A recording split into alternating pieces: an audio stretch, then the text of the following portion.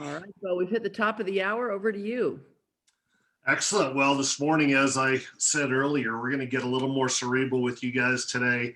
The assignment will still be to go out and call people and talk to them, but we have some training here that's hopefully going to put you in the state that you want to be in more often than not.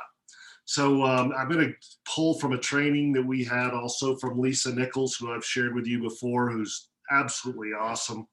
And she talks about self-esteem.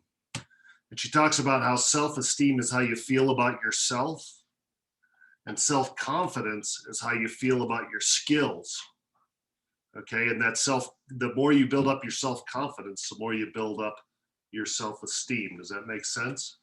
So what I want you to do here is I want to identify the skills you're not comfortable with. Just think about it, maybe write them down a little bit, and in the future, in the next few days, find a book, training, or a mentor that you might like. You can go to YouTube and listen to them and help you with your skills so that you can build your confidence to become the person that you want to be.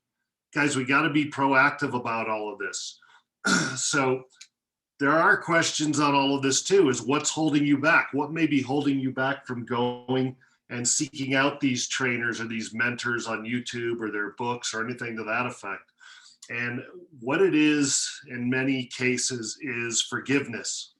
And a lot of that is forgiveness for yourself and forgiveness. And something that Lisa came up with that I really like is forgiveness for freedom. Okay, that's your freedom. She's basically, you want to execute forgiveness for freedom, and that's from execute forgiveness from anger, revenge, holding a grudge, jealousy, forgiving yourself for what you need to forgive yourself for, right? It all takes up space in your being.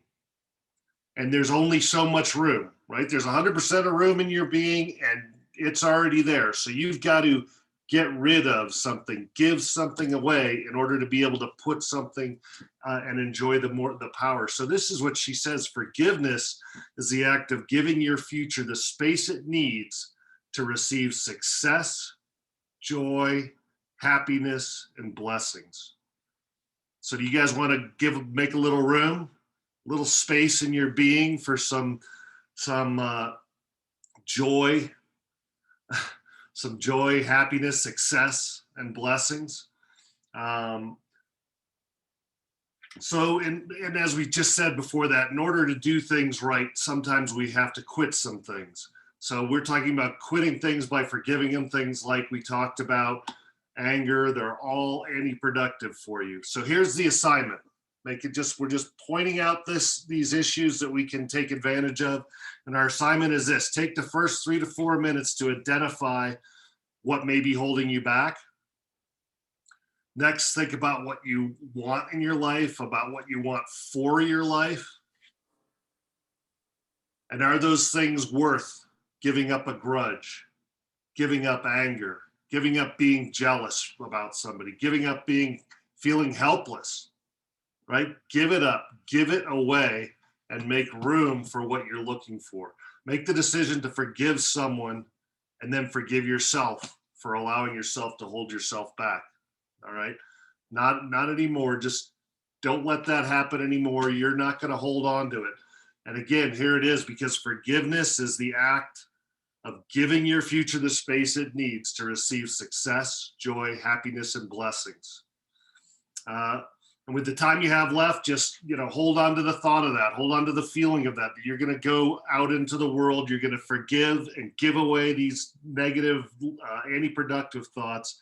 And when you're on the phone, you're going to have the posture of the people who are getting what you want, who have filled that void with the positive attributes that you want in your world. So let's see here. Say 1 to 3 calls and just hold on to that feeling.